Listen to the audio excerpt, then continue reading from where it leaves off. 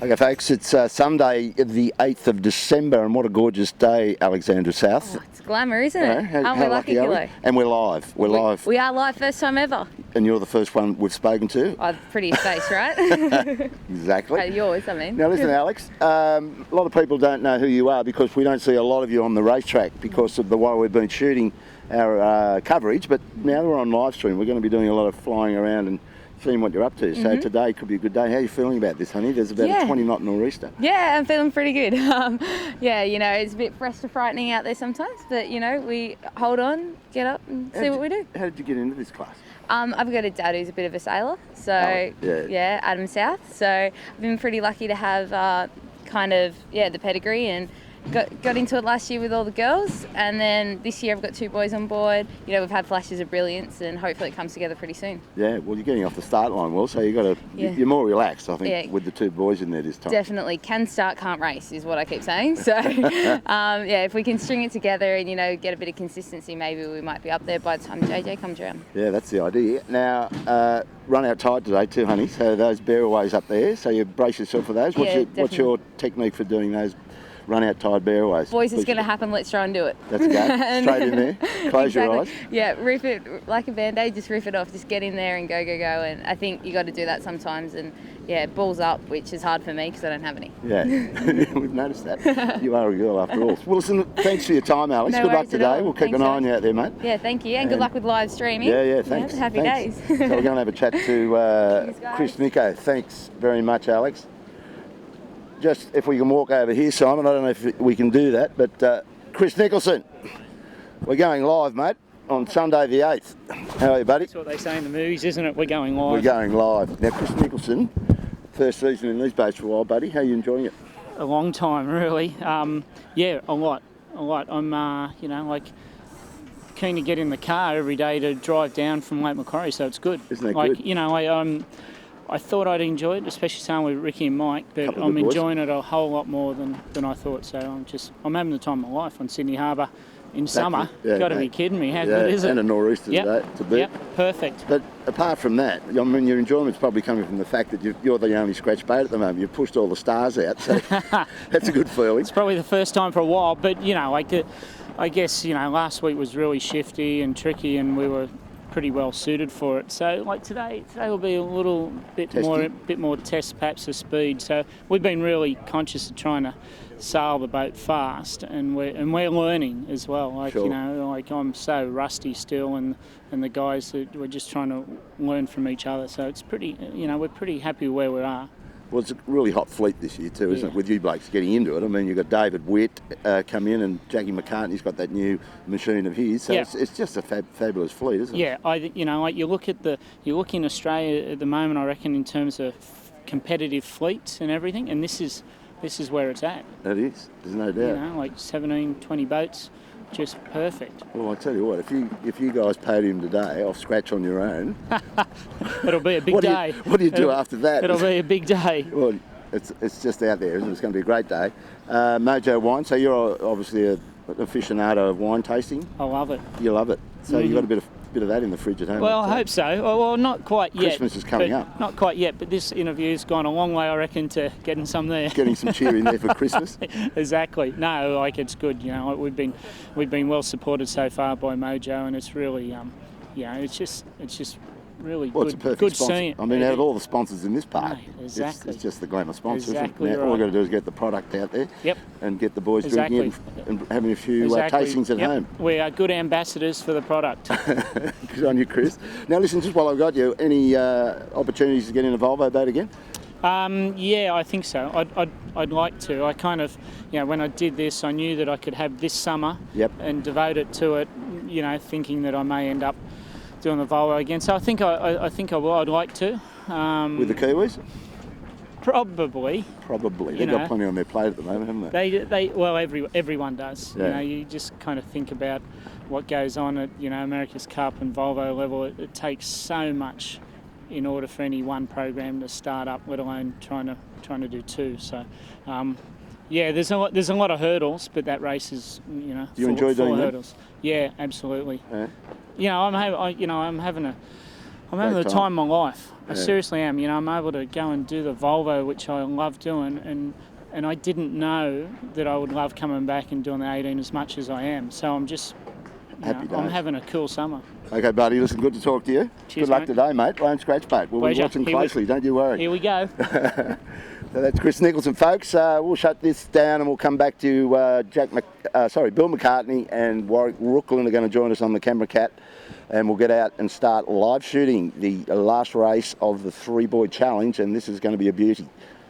See you soon. One to go. So this is the fleet racking up. Simon's got us well positioned. He's got, what do you think of this line, Warwick? It's a pretty fair line. That pin looks pretty right for this Buoys. First of Bradley's, mate, for this view, run out tight, classic nor'easter. So if you can get off the high lane off this boat though, that's going to be on starboard going into Bradley's. That's got to be helpful. Yeah, well, that's always the trade-off, isn't it? It's, you know, the pin is closer to the tide. To be honest, I didn't get a good look at, you know, the line bias, but it looks like a pretty fair line from where I am.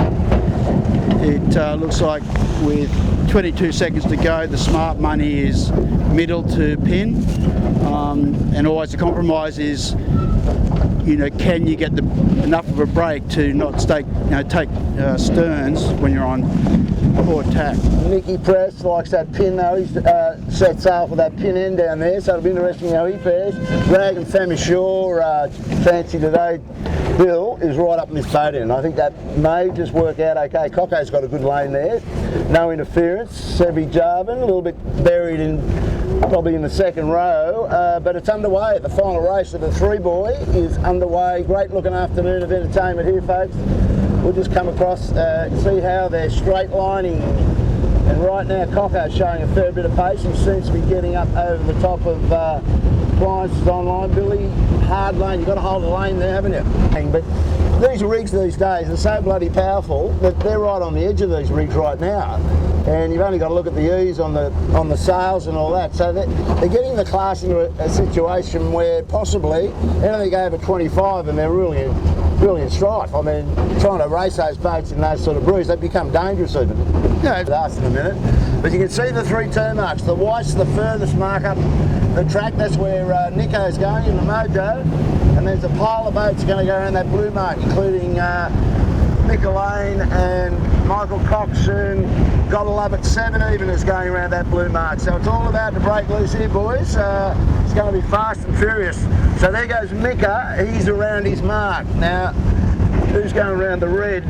Now, DeLonghi can't get there, so Mika might lead on the race course. So around to the right, we've got the first boat going around. And that's Mika Lane, and he's just ahead of Rag, and I think they're the first around, those two, so, I know. Yeah, Rag's just bearing away now, so there we go. They're going to set the chutes and take off. 7's doing the same. And of first, course, second, third, fourth is Fisher and Paykel. Michael Coxon 5th, Sydney City Marine 6th, and Mojo is still coming up to his white mark. Rag and Famish, he seems to be sailing deeper and at least as fast. But Kenwood here is also, she's a lot deeper on the course, Bob, and she looks in good shape. Well, I tell you what, Warwick, what do you reckon about these boats? Are all pretty much in a line across the harbour. They're all going lickety-split, but what about when they all get to those turn marks down the bottom? It's going to be on for young and old because they're all going to ride there together and all coming in a different direction, so brace yourself for that one. Woody showing just that. So it's all going on out here on the first decent nor'easter we've had in Yonks. So up front, what do we got? Billy, you got lines on lines, still bleeding narrowly from a mad pack of chasers there. Gotta love it, Rag, Thurlow, Fisher and Paykel. Have a go at David Widow, they're really winding the throttle down on the big green machine. She's leaping along. Just out on our right over here, coming down on a port hand, and he's hanging in there, and we know that he'll keep it upright in all likelihood. So it's a great race. I mean, it's really wide open. The boys are producing the outcome that they want to produce here, Bob. We've got a really good race. Well, this is jibe time, Billy. Look at all the jibing action. They're all going to go together or they're running out of runway here. So it's time to get out of that. Oh, 7. Love it. Yeah, gotta love it. Had a little bit of a whoopsie doodle there, but came out of it. Coco's just hanging in there, but at the moment, let's try and reiterate what we've got going on here. Appliances online, maybe 10-15 seconds ahead of Rag and Famish. Coopers, 7 right on their tail.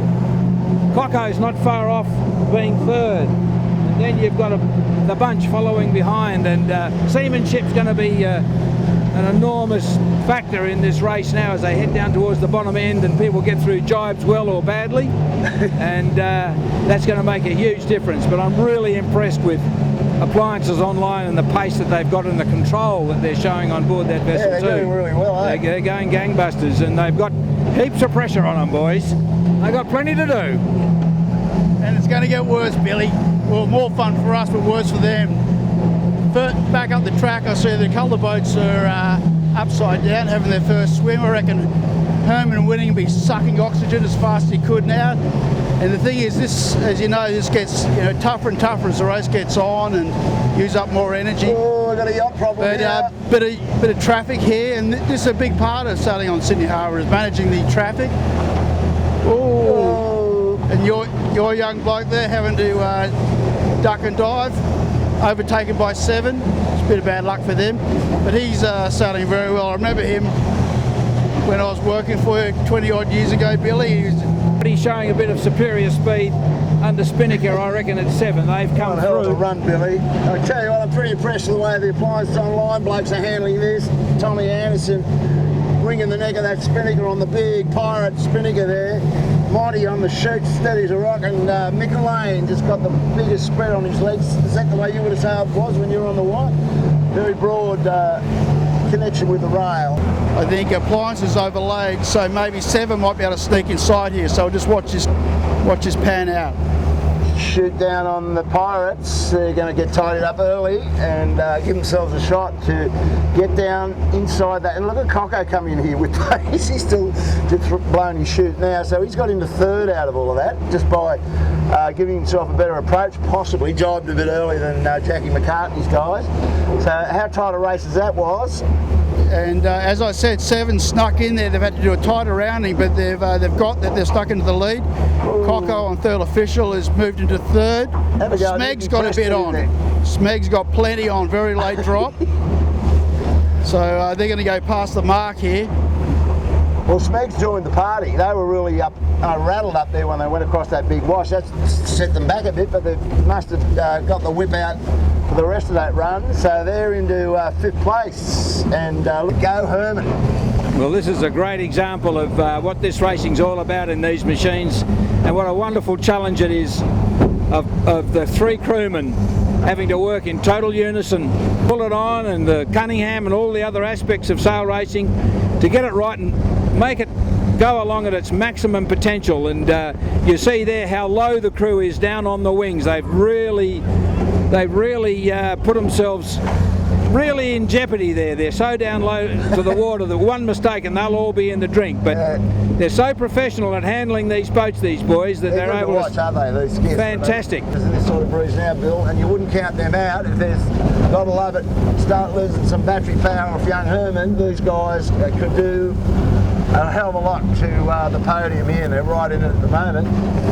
Go you good thing, the Smeg. Well, you see, when she gets in those gusts, you see that mainsail going off beautifully up towards the top, so that it's compensating the way it's designed to compensate for the big gusts, so they don't stagger, they get acceleration. And as the breeze is freshened, it looks to me as though they sometimes can be a little bit shaky on that manoeuvre, but they're around with ease. They're around with ease. That's a good one. And it looks like Smeg's, oh no, it looks like Rag's going to the top end. Okay, Rag's going up to the white mark, so, sorry, yeah, Rag's going to the top mark, Smeg's going to the blue mark, so Rag's going to lose some time here, going to the top mark, and Smeg now, up into 2nd position, rounds the mark, goes for the chute. Ah, that's interesting. Hot on the tail of the boys from 7. Had to travel further than everyone. Rag's got a little bit of an issue with the wine glass. That should come out though. Mojo good set, so this could be on for a lead for a position change here. Rag's still got the problem with the chute. And if it's a permanent fixture, the only way to get that out is to either drive or release the halyard. Rag still got that. So now they've released the halyard. We've got the ferry interfering with Sydney City Marine with David Witt. Okay, Mojo's got that sorted, but I mean Rag's got that sorted. But Mojo's got the power down and takes another position. Very close to the action here. How's Rag? Rag's got a jibe out of there, hasn't he? Can't. Oh man. Well, they've certainly got to at least go low, and they've had plenty of problems just there. I think they're free and clear now. I don't know quite what that ferry is going to do to their wind patterns, but there she is, jumping and jiving through those waves, and back up and running again now. So the state of play now: 7 leads, Schmeg second, not much in it. Now Mojo David Witt third. 4th is Mojo and 5th is Rag and Famish, but still plenty of time for the situation to change, that's for sure. These boys are totally responsible for the well-being of the vessel, and she certainly is jumping. Almost looks like they might have their weight a little bit too far aft there was, because she's really nose up. Well, I think that's just the way that these guys sail them, and it's the way the hulls are shaped, and certainly they get a lot more air than the old Grand Prix boats. But certainly spectacular, that's for sure. Problem with the kitchen maker there, just got him out of step. So David Witt's had a very, very good section of the course, and we know that he's very capable of keeping the boat upright. Look at that, he's sitting in there. He's taking life pretty easy, Witty. Might have to get him an armchair at some stage, and he can really relax and have a cigar and watch the world go by. What's interesting out of that, Billy, is that what you were saying before when we were watching Rag, and very hobby horsing a lot downwind with the skipper all the way out the back. The western side of the track favoured, but here Mojo, Chris Nicholson and his team have got back in front of David Witt. How's that? They've picked their jibe angles better into that mark. So we've got two distinct battles going on here. One for first and second, and the other one for the last place on the podium. So Chris Nicholson, considering that he's had to go to the top mark every single time, has done an extraordinary job, and I'm just going to be really interested to see, as he spends more time on the boat, and he's looking good, it's interesting. And the other thing too is Smeg actually just extended a bit then. I noticed that 7 went a little bit too far into Bradley's and had an awkward tack. Oh, there's a close call here with Woody, but he's seen them and he's pulled away, the old master. He's going to jibe on top of us. How he does that week in, week out has got me, I'm just amazed. But I think Smeg actually extended out on 7 then. 7 went a little bit too far into Bradley's, as I was saying, and ran out a bit of breeze and didn't have a good. They're old, experienced heads. You've got world titles, Olympic games within the team, so they might be able to hang on here for the win. Did Dan Phillips sail with Chris Nicholson in the 49er? Was that part of his group? Yeah, he did for 1 year, but those tacking manoeuvres, they make it look easy, but in these conditions they're extremely difficult, and they got through that manoeuvre. Carbon mast back then, so I know a lot of effort has gone into that. And the other advantage Nick Press has is he's a 12-foot, he's a hot shot 12-foot skiff sailor, so he's used to handling really quick dinghies, or 12-footers and 18-footers. He's as cool as a cucumber on the stick. He doesn't worry about the sea condition, the wind condition. He's got Gill on the chute and Dan Phillips on the main sheet. These blokes are just awesome to watch when the pressure's on, and we've been following. It's between David Witt on Sydney City Marine, Rag and Famish and Mojo hasn't changed too much. They all look like they're pretty much where they were. Like a straight up port starboard right there. That's a port starboard. And that's Schmeg in the drink. Schmeg in the drink. So there we go. They got pinned port starboard. in heaven's name they didn't see that coming is completely beyond me. I mean, someone had to be looking. Seven didn't do anything wrong, was? No, just only holding the course. Absolutely not. No, Seven just did everything right, and actually saw Seven slowing down there, wondering, you know, if Smeg was going to tack. And, I don't think Smeg saw them coming. We thought that Smeg was quite clear ahead of these guys. They just bolted again, the Seven. So they just got in their face, didn't they? Well, you know, that we'll never know, but I'm surprised at the level of the guys on board Smeg that they wouldn't have seen Seven. But there you go, one little mistake and it's game over. In terms of the lead anyway, but they've got their boat up right quickly. It's an upwind swim, so it's easy, you know, relatively easy to recover from, and they're up and going again. But that's let Seven off the hook. And now the next thing is when we Mojo Chris Nicholson is coming back on, you know, starboard tack. Here has Chris got ahead of Smeg. Oh. Well, I think they're going to do their turn, so that's it. Oh, righto. So Smeg's doing their turns to exonerate themselves, which is fair. That's really good, Warwick. And they've put themselves in the drink again. But they've done the right thing, and that's good to see. So that's put Chris Nicholson up into second place, and it's exactly what Billy was saying. You talk about a little bit of boat speed or whatever, but it's these cool, calm heads that can anticipate the moves before they come. Wet, Sydney Marine, he's around the middle mark, the blue mark, setting the chute.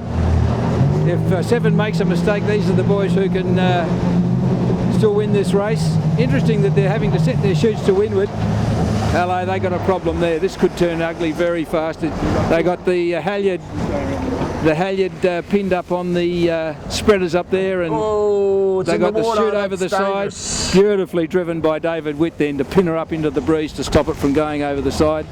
So they've got there's a mistake, and they had to set that chute to windward, and there was the problem. So up behind them, Chris Nicholson's gone around that very top mark, and so has Rag and Famish. So Rag and Famish actually very, very calm and quiet on the boat, and very, very circumspect character. Maybe he might have said a couple of naughty words to them just there. Never heard the man raise his voice or swear. Just take me through this. We see that the Rag's got this, you know, she really jumps up and, you know, gets her nose way up, and it seems, I don't know that it's necessarily doing their pace a whole lot of good that they are so high in the bow. I see they lift right up there, and is that, do you see anything that can happen there to improve that? Well, I think it's just all the guys are doing it. You know, they're sailing three strings all the time now, and I suppose you're looking to reduce wetted surface area. So the only way you can do that, I suppose, is we saw David Witt before, and I've seen it when it's really fresh. That it appears to me that sometimes it's actually could be potentially a little bit quicker for the steerer to sit in and have his weight a little bit further forward, but it's just a little bit of a trade-off, I suppose. This will be a challenging jibe here, and the jibe manoeuvres are really tough to do in these conditions. Big waves, breeze blowing, you know, pretty fresh, up around 20 knots.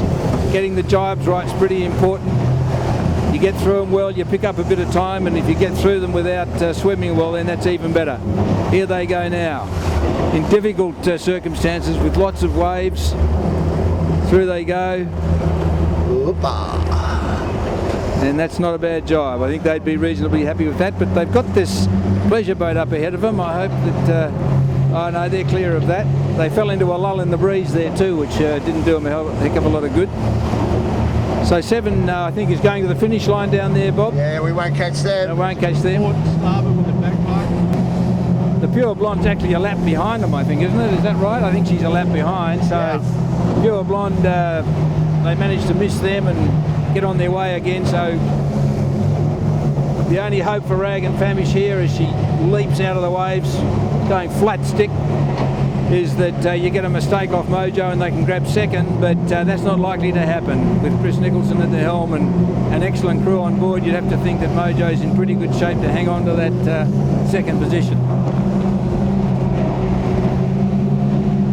So just in terms of the future racing, I mean, you can't conclude too much, it's quite early in the season, but anything at all, any observations you'd make about what we can expect going into the Australian titles and then into the World Championship? Well, I think, you know, it's going to be all the contenders that have been there before, and that's obviously 7. You know, Smeg, quick, the Rags quick, Appliances Online was quick today. You know, obviously Chris Nicholson, as I said, has lost nothing, and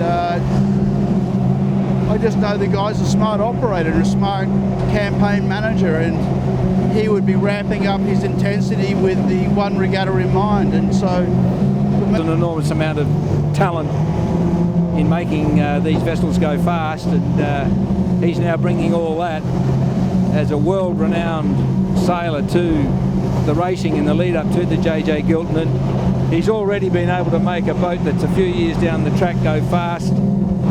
We know 7 beat him today, and 7's fast, and that they're also fabulous team, and they're going to be very difficult to beat. But you know, my own view about it, Bob, is that if you beat Chris Nicholson, you'll win the JJ Gilton.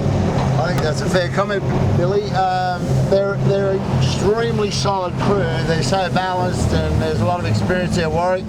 But hey, there's a long way to go to that Gilton, and Nico reckons that he's still got some, you know, he's still just starting to come to grips with sailing the 18 again. So he basically saying he hasn't peaked yet. So what do you reckon?